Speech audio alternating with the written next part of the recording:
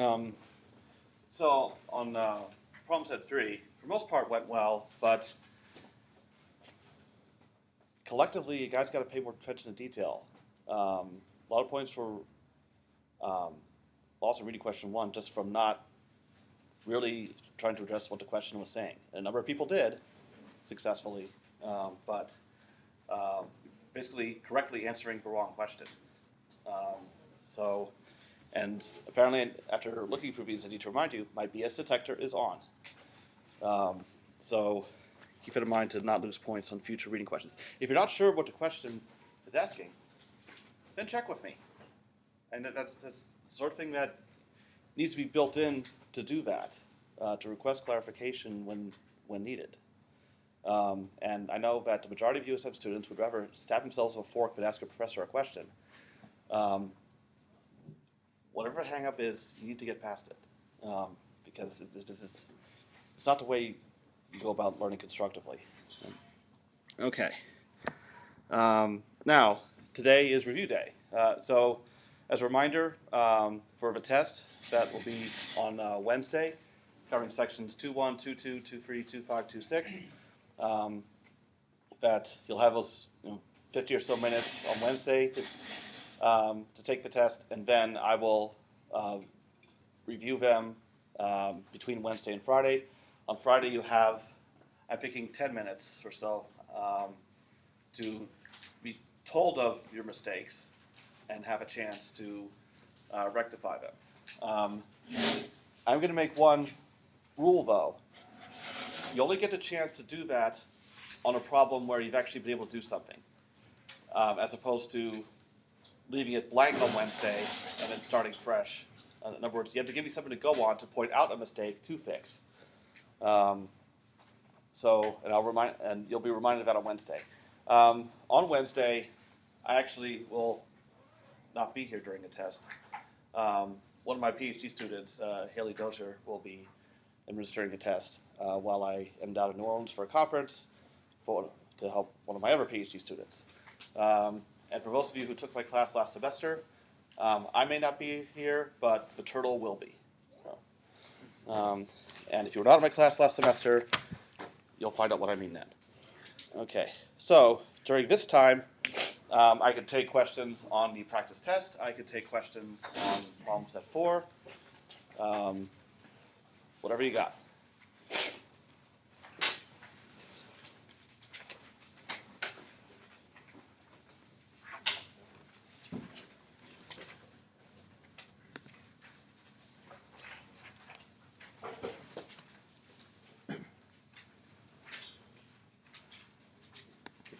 Go over number 4 on the practice test. Okay.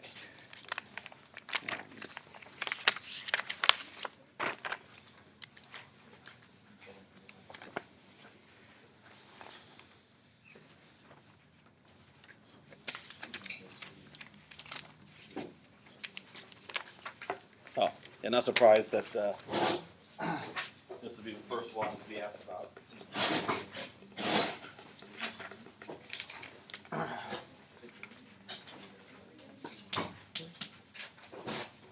Okay, so we take a look at what is given about the problem. So it's one of those tank problems. So we have 500 gallon capacity, and then we have initially 200 gallons of water, 100 pounds of salt mixed in it. Okay, and then we have inflow. We have 3 gallons per minute of the overall solution. So that's for the water. But the concentration of salt is 1 pound per gallon. All right, so that's your inflow. And then we have outflow. We have 2 gallon per minute. Okay. Of whatever the mixture is that's currently present in the tank. Okay. Now, admittedly, this problem is a little bit more involved than other tank problems we've seen. So we have a same form of differential equation. So dq dt, where q is the amount of salt. If you'll explicitly give it t dependence. Q of t is the amount of salt in the tank at time t. So we're dealing with minutes for time, gallons for volume, and pounds per mass. So different, so English units instead of metric. Now, that's going to be flow rate in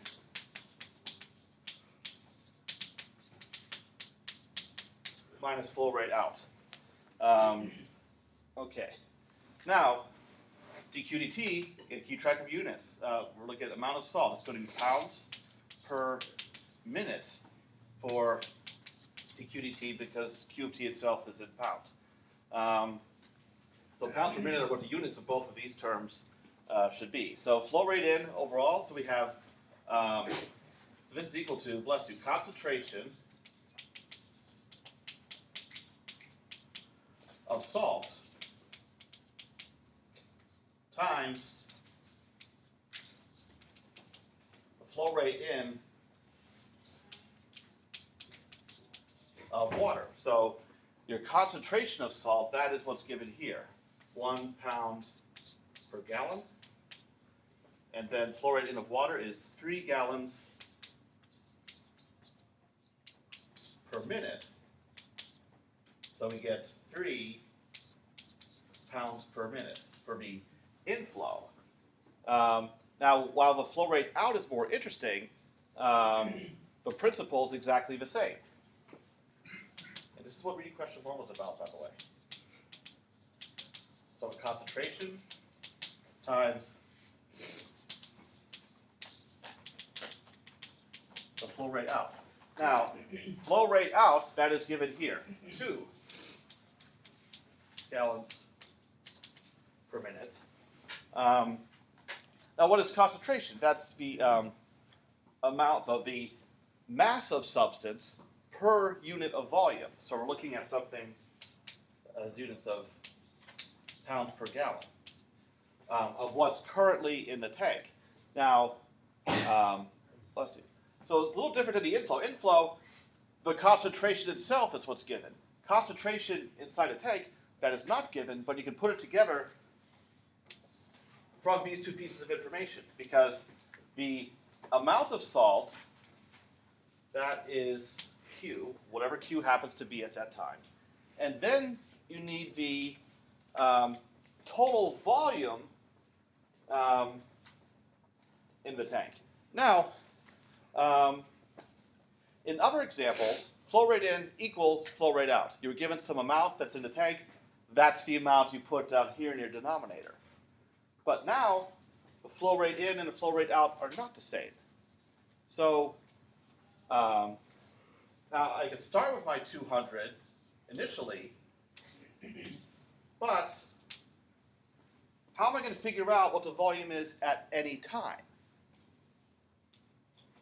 Using the information that's up here. If the flow rates in and out are not equal, what's going to influence that volume? The change in outflow versus inflow. Yeah, the net change. So plus inflow minus outflow. So the net flow in, and it's inflow, net inflow because we're looking at volume that's inside the tank. So it's 1 gallon per minute. Times how many minutes? Well, the number of minutes is t. So we have 200 plus t.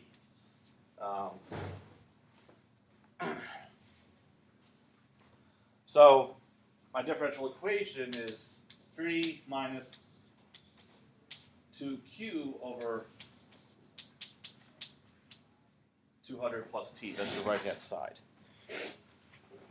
Okay.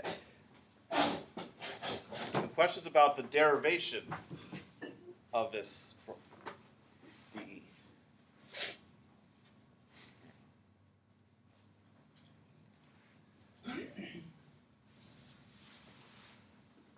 The point of this problem is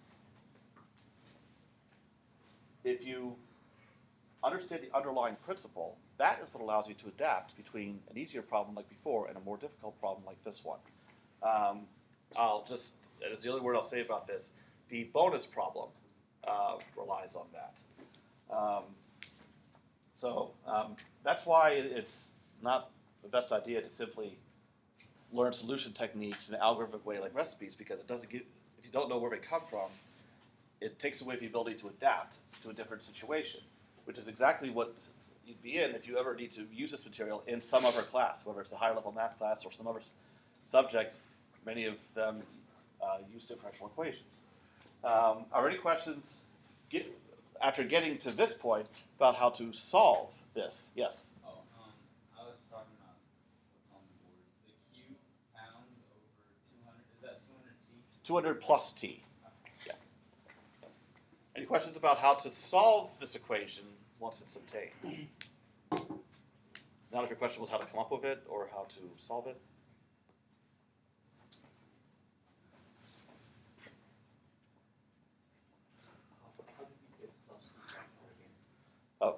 Plus t? Okay, because what's supposed to go down here is volume.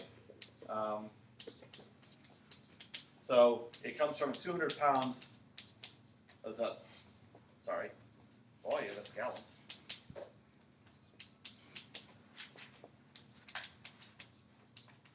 That are there initially, plus the net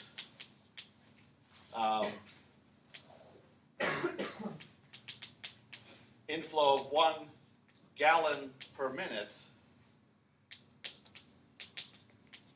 times t minutes. That tells you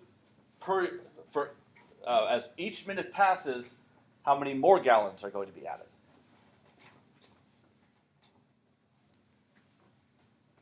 So this is how you go from case where inflow exactly balanced by outflow and when they're not. Is you get, because before we just had some constant we were dividing by. You're still dividing by something, it's just now it changes over time. You ever, yes? When you multiply dt across to start solving it, how do you separate the 2q from the 200 plus t? This is not a separable equation. So if we have the q prime is equal to 2 minus, I'll write it this way, 2 over 200 plus t times q. Okay.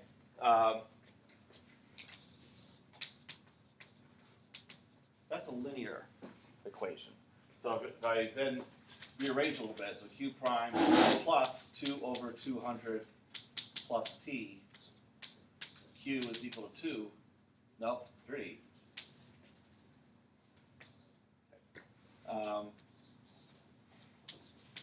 That is your p of t,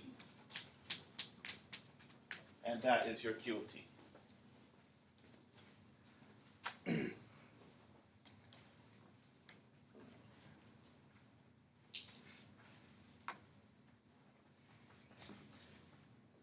That's why your integrating factor ends up being a rather unusual one, 200 plus t quantity squared. After you work out the usual formula of e to the integral of p of t. You have any questions?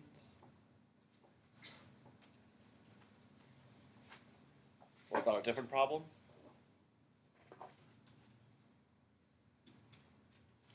Number 5. Okay. Okay, so phase line problem.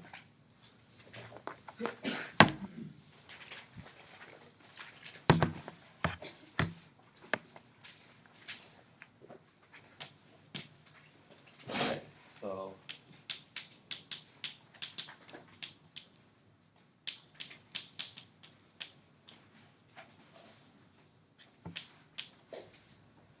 okay, so the equilibrium points, to classify as stable, unstable, or semi-stable, draw a phase line.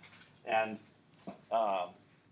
particularly important to follow directions, this equation could be solved, but it'd be a huge pain, and that's why I tell you explicitly not to do it. All right, so if I call this f of y for my right-hand side, the equilibrium solution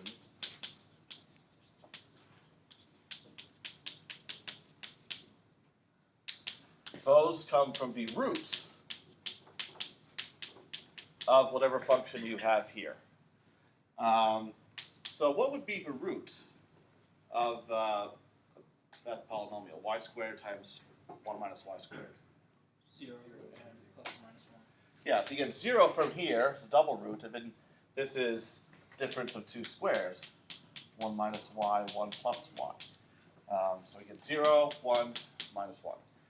Okay, next thing you do is, so you start drawing your phase line. And you mark your equilibrium solutions. All right, so it's a vertical real number line. And because there are 3 equilibrium solutions, the real number line is partitioned into 4 regions. And in those 4 regions, we need to check. All right, so this is the first thing you do. This is the second thing you do is, bless you. Mark your equilibrium solutions on real line. Of course, you're used to your real number line being horizontal, and I won't hold it against you if you do it that way too. I'll just turn my head. All right. The third thing you do is in each in-between region, between your equilibrium solutions, you check, is your y prime, in other words, your f of y, positive or negative? So it's going to be positive, all positive or all negative within each one of these 4 regions. So you just go through them. So for instance, if y is less than, strictly less than, minus 1, is it going to be positive or negative? Yeah, it's going to be negative. And you should mark on your line. So, and I know the next instructor in this room is going to hate me, but I'll use color for this. All right, so pointing down. All right, and then when y is strictly between 0 and minus 1, yeah, it's going to be positive in this case. So this is the worst colored chalk ever. All right, positive. Okay, and then between 0 and 1, Positive. and positive again, and finally up here, Negative. yes, negative. Okay, so we'll mark our arrows. So here it is positive, and here it is. Forget it. Okay. All right. Now, once that is done, well, first, any questions about these parts of it? I don't understand how you know positive or negatives. We check. Well, there are 2 ways to do it.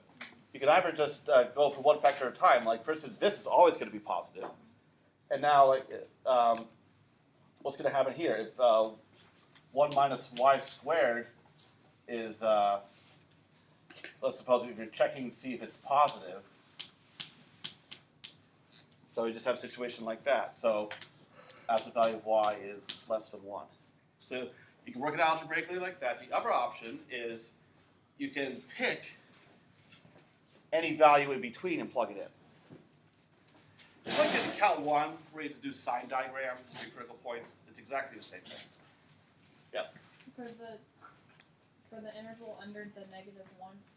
Yeah. How is it not? Because since that number is going to be, like, for instance, suppose y is -2, then it's going to overwhelm this by being subtracted. Did you write square in the wrong place? Yeah, I did. Yeah, I almost did too. I put it on the outside. Yeah. Okay. All right. Any other question? All right. The last thing to do is classify each equilibrium solution, and I'm going to do it pictorially.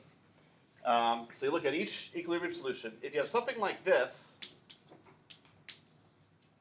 that means that the solution is always trending away from the equilibrium solution, so that is unstable. And then if both arrows are heading toward your equilibrium solution, solutions are always tending towards that line, that is stable. Now, in both cases, the arrows are going in the opposite direction from each other, either towards or away equilibrium. If both arrows are going into the same direction, like that, might as well cover all the bases, that is semi-stable. So solutions are approaching equilibrium on one side, being repelled by it on the other. So you can see that 0, for instance, is semi-stable. One way you kind of tell, I mean, I wouldn't recommend just doing it as a shortcut, but you kind of anticipate. 0 is a double root.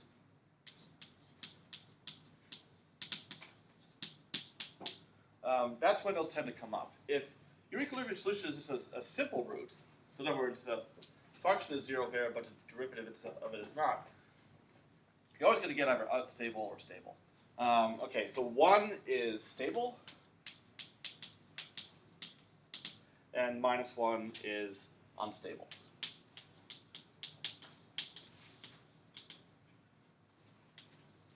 Okay. Alright. So that's all I'm looking for on that kind of problem. Questions?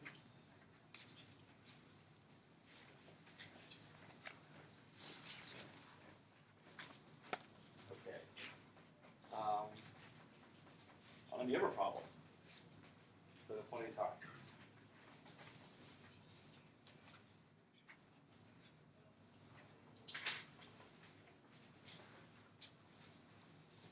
We're on homework for that matter.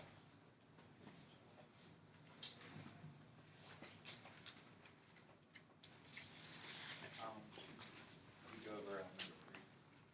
Okay.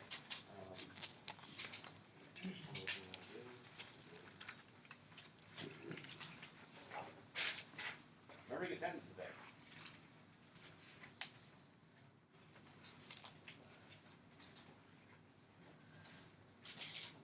Okay, number 3. Yeah.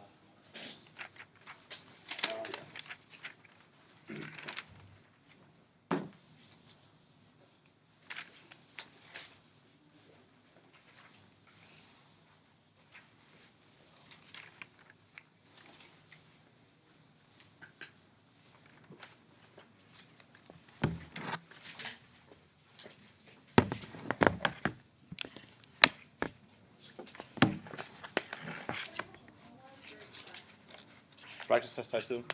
Practice test, yeah. Okay.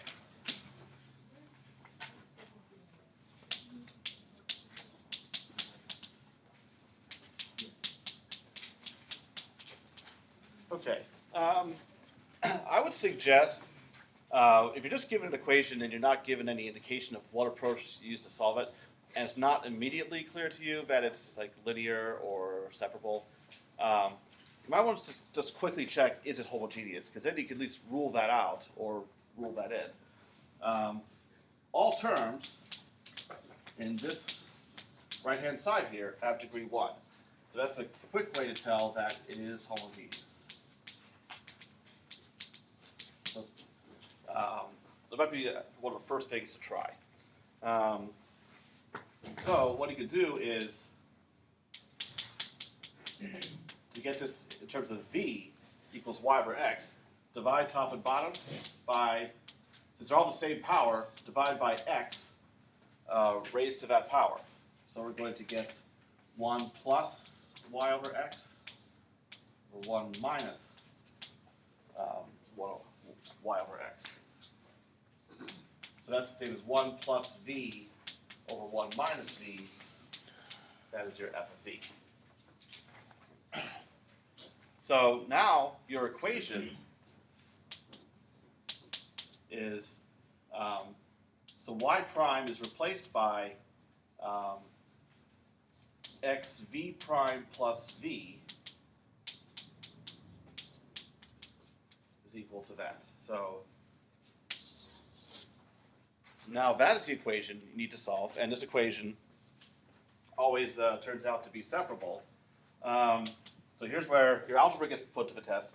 Move this v over to the other side, and you need to, let's see, best to put everything over a common denominator. So now we have, I'm going to write this as x dv dx for what we're going to do later.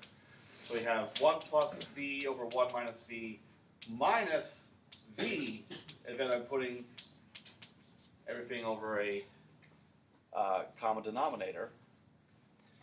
And what you end up getting once you combine these fractions is 1 plus v squared over 1 minus v, because this v and this v will cancel, and we have minus a minus v squared as a plus. So now what you need to do is move a couple things to the other side by dividing. So divide by x on the left, divide by this on the right, and now your separated equation becomes 1 minus v over 1 plus v squared dv is equal to 1 over x dx. For homogeneous equations, that is always going to be your right-hand side, your x side. It's always going to be 1 over x dx. And then whatever you wound up with over here, you're always going to have 1 over that on the other side. What did you do? I divided by x, and after simplifying this as much as I could, I divided by this. So you see it flipped over here.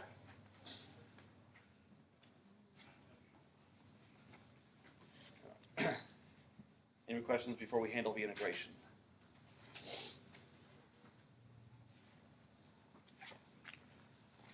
Now, integrating both sides of this, well, right side's not worth any comment.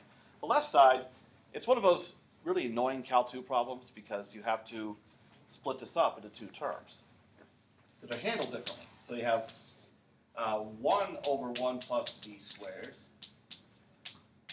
and minus integral of v over 1 plus v squared. And then I'll just work out the right side. That's natural log of x plus c. Okay. What's the first integral?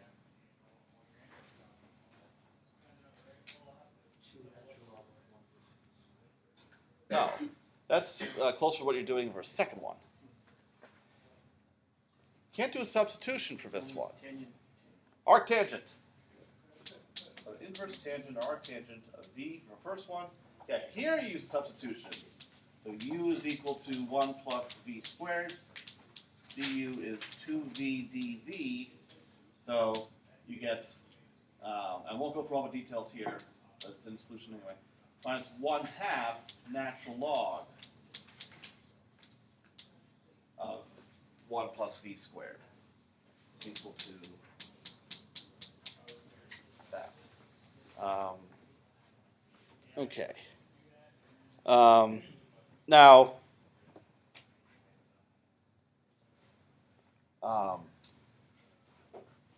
what's left? There's only one thing that absolutely must be done. On a test especially, I don't want you to take time to simplify things. Do not do that.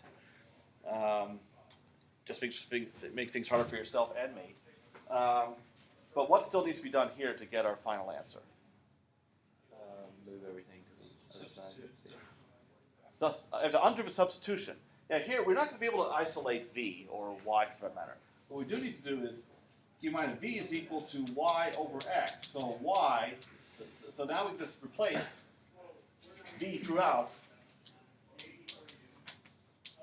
with y over x.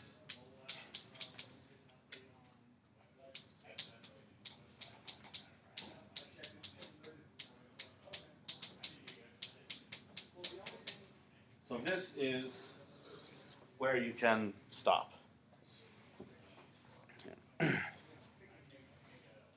And here I use the fact that 1/2 times a log is the same as a log of the square root, but there's no need for that. Generally, when you have your dependent variable buried in two completely different kinds of functions, like for instance a polynomial in one term and an exponential in the other, you're not going to be able to solve for it. Don't even try.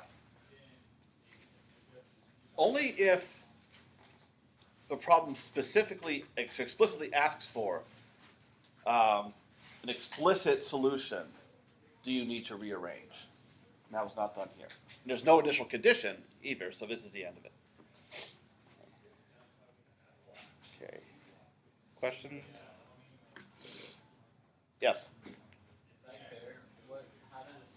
Here? Oh, if I wrote out everything from here, we have a common denominator, so we get 1 plus v minus v, 1 minus v.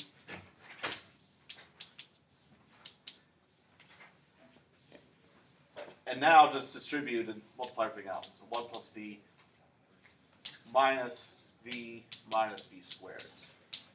And you can see how the v's cancel.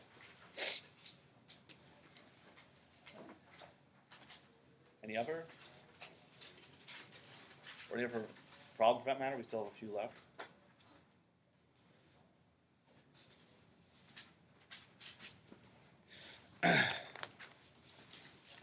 Okay. I'll give you a rundown of the self-practice test, but kind of solution techniques that need to be fresh in your mind.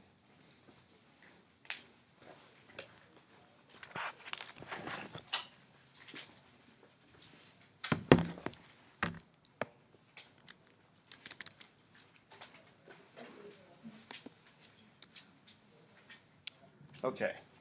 Now, a few types of problems already talked about. So I think the examples illustrate that. Baseline, homogeneous, then modeling. Problem practice test was for a tank, but also keep in mind, one financial application, DSDT, is RS plus K with some initial condition. Now you can always just treat this as a linear equation, like was done in the notes, and a solution formula was derived there. But make sure that you allow for possibility of a initial value. For instance, if it's a loan, the initial value is the initial amount of the loan. If it's an investment, in the example in the notes, it was 0, but that's not necessarily the case. Okay. Separable equations. So that's where dy dt is some function of t times some function of y. So all you have to do is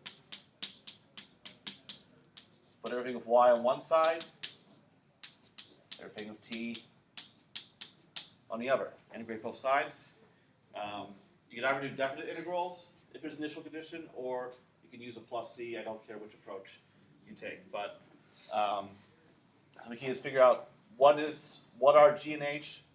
Once you have that, just jump straight to here and work it out.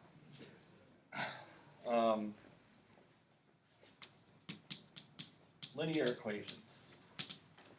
So if you have it in this form, dy dt plus p of ty is equal to q of t.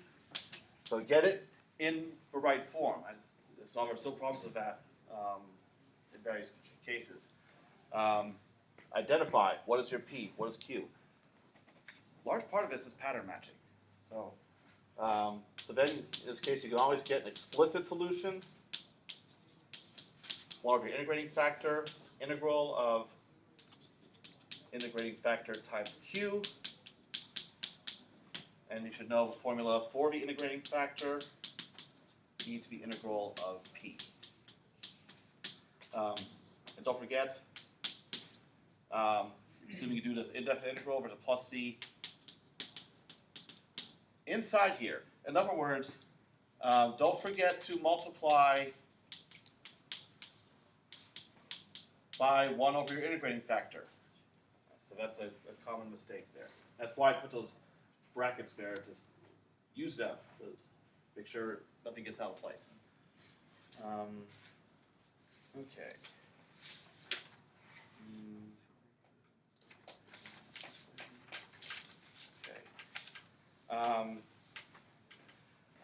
And then, this is what we spent a lot of time on Friday.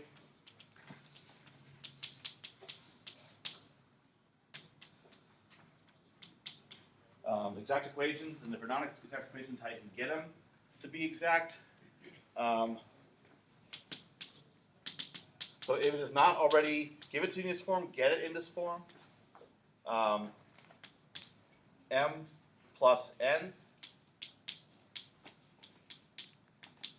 dy dx is equal to 0. So you can properly identify your coefficients m and n. It'd be a good idea to, and this might help. This can help with partial credit.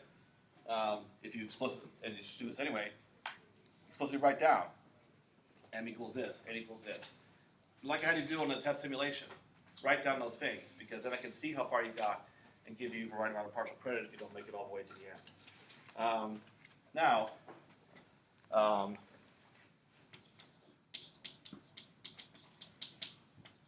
check to see if it's an exact equation.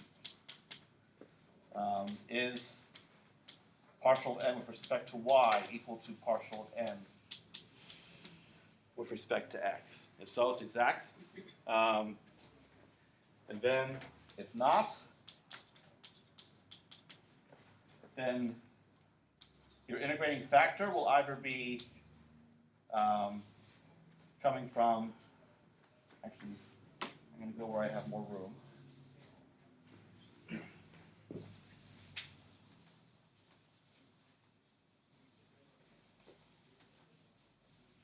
A lot of these things I'm writing down here are on the formula sheet, but I only have so much time to be looking over a formula sheet.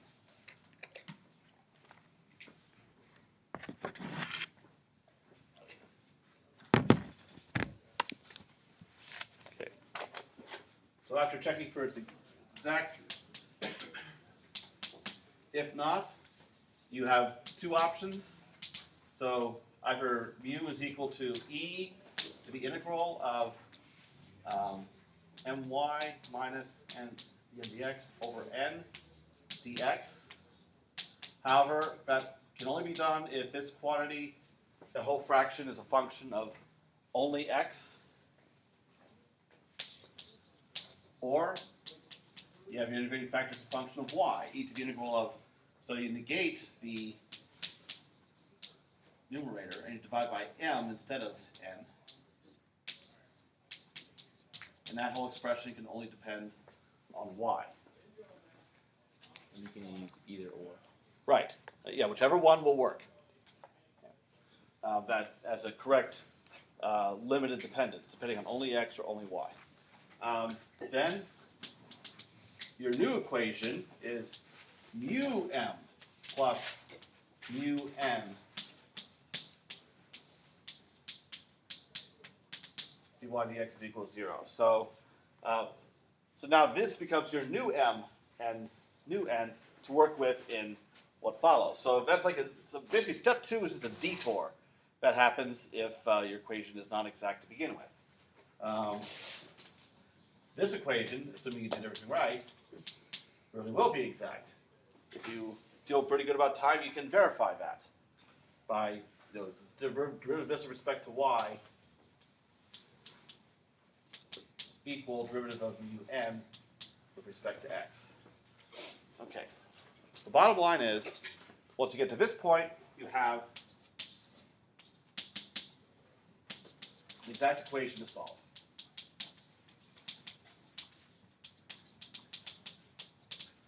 All right, so first I can find m1 to be the integral of your m, which would be mu m. So don't just use the same one, use the new one. So again, if that's enough, you are only applying this to an exact equation wherever you got it. So you integrate your m with respect to x, and I'm calling that m1. And then call this